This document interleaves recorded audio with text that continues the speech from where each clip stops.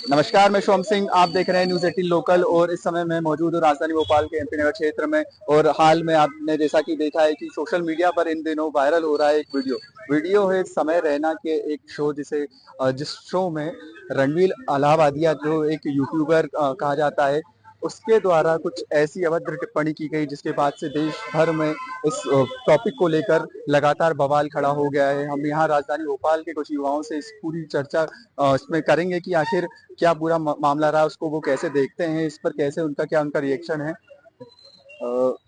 जी भाई साहब, क्या नाम है आपका? आयुष शर्मा। अच्छा, ये जो पूरा आपको पता होगा, सोशल मीडिया आप चलाते हैं? हाँ, सोशल मीडिया चलाते हैं। तो फिर ये रणवीर अलाहाबादिया जिसे बियर बाइसेप के नाम से भी जाना जाता है, हाँ। एक शो में कुछ टिप्पणी की गई कुछ पारिवारिक या कुछ ऐसे मुद्दों पर, तो इसको आप कैसे देखते हैं? आपके हिसाब से ये क्या होना चाहिए इसमें कुछ, क्योंकि आज के टाइम पे फ्रीडम ऑफ स्पीच थोड़ी सी ठीक है, बढ़िया लोग अपने मन का बोल रहे हैं, पर जी। क्या ये चीज सही है जो सोशल मीडिया पे आजकल परोसी जा रही है? देखो क्या है, फ्रीडम ऑफ स्पीच तो है, मान लेते हैं, लेकिन अपने माता पिता को गाली देना अगर फ्रीडम ऑफ स्पीच में आता है तो ऐसी फ्रीडम नहीं होनी चाहिए। समाज में कुरीतियां फैलाना अगर फ्रीडम ऑफ स्पीच है तो मैं मानता हूं कि फ्रीडम ऑफ स्पीच नहीं होनी चाहिए। रणवीर अलाहाबादिया ने जो बयान वक्तव्य दिया है वो विकृत मानसिकता का प्रतीक है। कोई व्यक्ति इससे ज्यादा नीच नहीं हो सकता कि वो अपने माता पिता पर ही उल जुलूल या किसी के माता पिता पर ही उल जुलूल टिप्पणी करे। तो मैं इसका खुला विरोध करता हूं और इस तरह के शो पर प्रतिबंध लगाना चाहिए और इस तरह के लोगों को पर कड़ी से कड़ी कार्रवाई होनी चाहिए, सजा मिलनी चाहिए। अच्छा, मुंबई, गुवाहाटी, इंदौर, ये ऐसे तमाम शहर है जहाँ पे इसको लेकर रिपोर्ट एफआईआर दर्ज करवाई जा रही है। और दूसरी ओर अभी हाल में जो महाकुंभ में जो घटना घटी थी उसको लेकर अभी तक किसी प्रकार की कोई एफआईआर नहीं हुई, क्योंकि उसमें लगभग 30 से 35 लोग मारे गए थे। तो क्या इन दोनों को एक तराजू में तोलना सही है? क्योंकि देखो, दोनों घटनाएं अलग अलग हैं, दोनों का स्थान भी अलग है, स्थिति भी अलग है, परिस्थिति भी अलग है। और रहा सवाल एफआईआर का, तो जो रणवीर अलाहाबादिया वाली विषय है, इस पर एफआईआर की आवश्यकता मुझे नहीं लगती। इस पर तो सरकार को स्वयं संज्ञान लेना चाहिए, क्योंकि इस तरह के जो रणवीर अलाहाबादिया जैसे लोग हैं वो समाज में कुरीतियां फैलाते हैं, जहर घोलने का काम करते हैं विकृत मानसिकता से। तो इन पर एफआईआर की आवश्यकता नहीं है, सीधी कार्रवाई इन पर की जानी चाहिए। लोगों का कहना है सीधे सीधे तौर पर कार्रवाई। जी भाई साहब, आप अपना क्या नाम लिखते हैं? प्रदीप नाम है मेरा। देखिए, जो आपने बात कही रणधीर अलाहाबादिया को लेकर जो कही है, ये जो लोग हैं ये सिर्फ एक तरह से वाहियात लोग हैं जो अपनी सोशल मीडिया पर अपना व्यूवर्स बढ़ाने के लिए, सब्सक्राइबर बढ़ाने के लिए कुछ भी बातें करते हैं।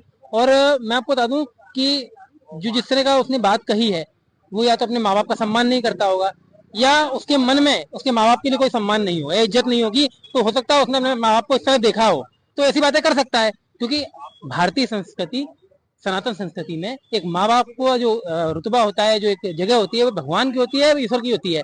तो ऐसे जो लोग हैं ना, इनको तो जूते चप्पलों से मारना चाहिए, रोड पे मारना चाहिए, और जहां दिखे वहां लोगों को मारना चाहिए इनको। अच्छा अच्छा, इससे अलग अगर जैसे मैंने एक सवाल उनसे भी पूछा था कि ये सब इतना कुछ हुआ, लगातार 24 घंटे के अंदर कई जगहों पे एफआईआर हुई, पर क्या यही एफआईआर उस दौरान होनी चाहिए थी जब महाकुंभ में जो भगदड़ मची उसको लेकर? क्या उस उन जो बेगुनाह मारे गए उनको जी, लेकर क्या उस पे कुछ? देखिए, आप जिस महाकुंभ की बात कर रहे हैं, तो महाकुंभ जो था एक बहुत बड़ा आयोजन था, है ना। आप रणधीर अलाहाबादिया के जो जो वक्तव्य हैं उसकी बराबरी उससे नहीं कर सकते, क्योंकि देखिए महाकुंभ जो है एक बहुत बड़ा आयोजन था जिसमें करोड़ों लोग आए थे, ठीक है। और प्रशासन की व्यवस्था बहुत अच्छी थी। मैं खुद गया था महाकुंभ में, स्नान करके आया हूँ, कल ही आया हूँ, और बहुत अच्छी व्यवस्था है प्रशासन की। अब मुझे एक चीज आई है, जो व्यक्ति रोड पे लेटा है, पुलिस हटाने का प्रयास कर रही है, नहीं हट रहे हैं प्रशासन उनसे विनती कर रहा है कि यहाँ से हट जाइए, सुबह अखाड़े आएंगे, स्नान करेंगे।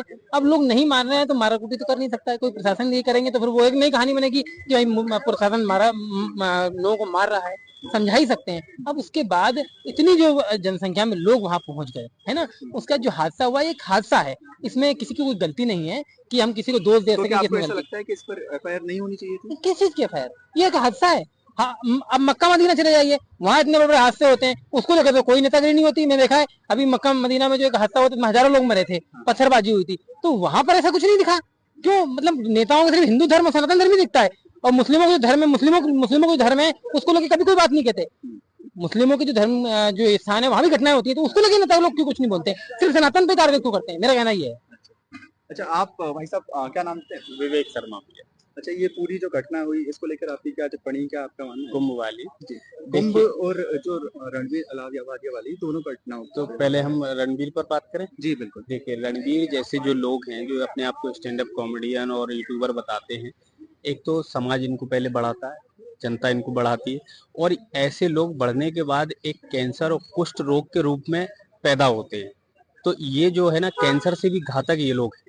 ये जो समाज अपनी सभ्यता अपनी संस्कृति को जो पूर्णता फैला रहे हैं, ये कैंसर और कुष्ठ से भी ज्यादा भयावह हैं। तो इनको दूर करने के लिए समाज को आगे जनरेशन पर इसका क्या असर होगा, इसको देखिए, आगे आने वाली जनरेशन ही इनसे ज्यादा कनेक्ट है। मतलब आज जो यूथ है वो ज्यादा कनेक्ट इनसे है, और ये जो वल्गरता फैला रहे हैं उसमें कहीं ना कहीं हमको भी थोड़ा समझना होगा, यूथ को समझना होगा कि हम किस दिशा में जा रहे हैं, किसके साथ जुड़ रहे हैं। ये जो लोग जो आज स्टैंड अप कॉमेडी के रूप में जो अश्लीलता फैला रहे हैं, लोग उनसे जुड़ रहे हैं। ये उनके माता पिता को उनको समझाना होगा। हालांकि रणबीर के माता पिता के इस बात से सब साफ नजर आता है कि उनके संस्कार दिए हुए हैं ही नहीं। अगर संस्कार होते तो कभी वो इस प्रकार से अपने माँ बाप के लेकर जो है इस प्रकार की टिप्पणी करना, एक भद्र और अभद्र, मतलब ये नीच किस्म का आदमी मैं इस टाइप के लोगों को कहूंगा। और अगर ये कलाकार हैं तो भैया फिर ऐसे कलाकार तो चाहिए ही नहीं, क्योंकि कलाकार तो अब अगर गाली देना ही कला है तो हमारी कॉलोनी में बैठा एक वॉचमैन को आप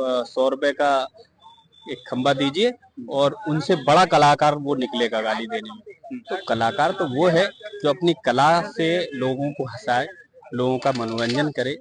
कई और शोज चल रहे हैं जो अपनी कलाओं से दिखा रहे हैं। देखिए, दिव्यज्ञान राजू श्रीवास्तव जी थे, उनने कभी ऐसी अश्लीलता नहीं की, लोगों को हंसाया और काफी प्रसिद्धि हासिल की। लेकिन ये अपनी छोटी सोच और अपनी मानसिकता के चलते जो है इस तरह की टिप्पणियां करके फेमस होना चाहती हैं, जो कभी